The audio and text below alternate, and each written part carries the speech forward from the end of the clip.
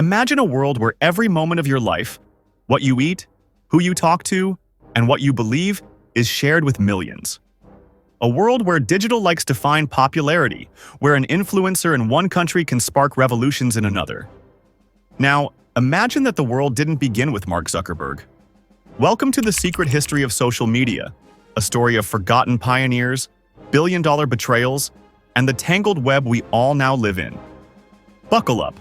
This isn't just a story of websites, it's the story of how humanity reshaped itself, one connection at a time, so ensure you watch till the end.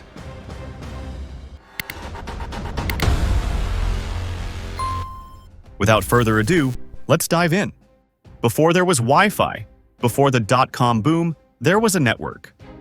And no, it didn't run on fiber optics. It ran on coffee-stained paper, rotary phones, and snail mail. In the 1970s and 80s, underground communities were forming online, but their online looked nothing like ours.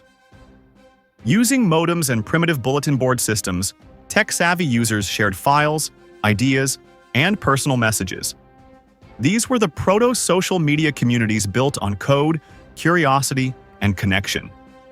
In 1985, the Whole Earth Electronic Link, launched. It was a digital community where thinkers, artists, and hackers gathered to talk. It had no emojis, no filters, no ads. But it had soul and the blueprint of what was coming. Fast forward to the 1990s, the internet was beginning to go public, and so was identity. In 1995, Classmates.com launched with a simple idea: reconnect with old school friends.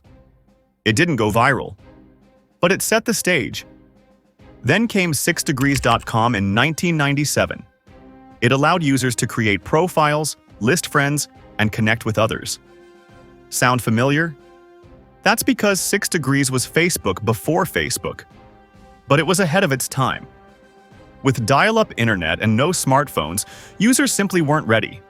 The company folded in 2001. Still, it proved something. People craved connection, and somewhere in Silicon Valley, others were paying attention. In 2002, a platform emerged that changed everything: Friendster. Friendster was sleek, fun, and addictive. Users could post photos, customize profiles, and connect in real time. Within months, it had millions of users. Investors lined up. The media crowned it the next big thing. But behind the scenes, the site was struggling. Slow servers, software bugs, and a leadership team torn between growth and control. Meanwhile, a group of engineers, many of them ex-Friendster employees, were working on something else. Something that gave users complete creative control. In 2003, MySpace was born. MySpace wasn't just a platform, it was a digital playground. You could customize your background, add music to your page, and even rank your top 8 friends. For teens and musicians, it was a revolution. At its peak, MySpace had over 100 million users. It even briefly overtook Google as the most visited site in the US. Then, Facebook happened. In 2004, inside a Harvard dorm room, a socially awkward computer science student named Mark Zuckerberg launched a site called the Facebook. It started as a college-exclusive directory. But it was clean. It was fast. It was addictive.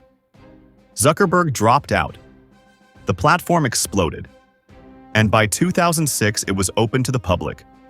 Facebook wasn't flashy like MySpace. It was minimal. But that was the genius. It redefined how we socialized. Likes, status updates, news feeds. Facebook created the rules of modern digital life. Soon, advertisers poured in. Personal data became gold. And Facebook wasn't just a platform, it was an empire. It bought rivals like Instagram and WhatsApp, shaping the internet in its image. But it also created something darker: the surveillance economy. Before I continue, if you are new to Inventions Flex, please subscribe below and turn on the notifications so that you don't miss out on our great videos on ancient and modern tech inventions that changed history. Having said that, let's dive back in. With Facebook's rise came imitators and challengers. Twitter was born in 2006. With its 140-character limit, It became the world's town square. Activists, celebrities, presidents. Everyone had a voice. Then came Instagram in 2010. A visual revolution. Suddenly, your life wasn't just shared, it was curated. Filters made the mundane magical, and influence became currency. In China, WeChat grew into a digital super app. In Russia, VK dominated. And on YouTube, creators became stars. But all these platforms weren't just competing for users. They were competing for something more powerful, your attention. Algorithms evolved to keep you scrolling. Notifications buzzed like slot machines. Psychology became product design. We weren't using social media, it was using us. As social media became global, cracks began to show. Cyberbullying, privacy breaches, election interference. Platforms that promised unity were sowing division. In 2018, the Cambridge Analytica scandal revealed that millions of Facebook profiles had been harvested for political manipulation. Trust plummeted.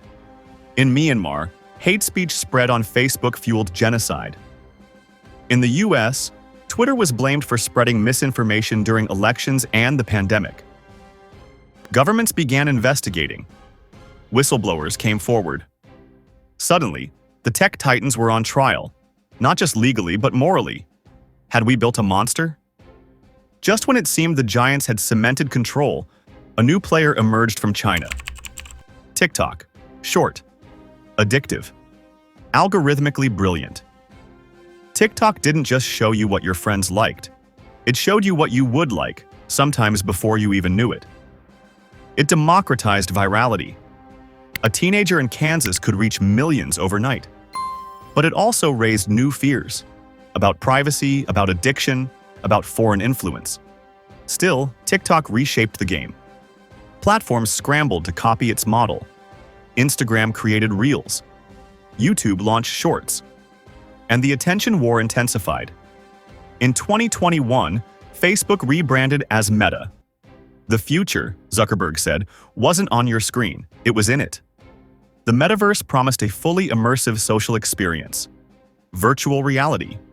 Digital avatars. Work, play, and life, all inside a headset. Skeptics laughed. Investors hesitated. But the ambition remained. Meanwhile, decentralized platforms began to rise. Mastodon, Blue Sky, Farcaster. Places without ads, without algorithms, where users control their data. The world of social media was splintering. One future promised deeper immersion. The other, a return to simplicity. Today, over 4.9 billion people use social media. That's more than half of humanity. We've gained connection, opportunity, even revolution. But we've also lost privacy, nuance, and sometimes our peace of mind. Friendships forged. Elections swayed. Mental health frayed. And as AI enters the chat, literally, the question becomes, what happens when the next influencer isn't human? The secret history of social media isn't just about the past. It's a warning and a mirror. What began as a dream to connect the world has become a force we barely understand. But we still have choices.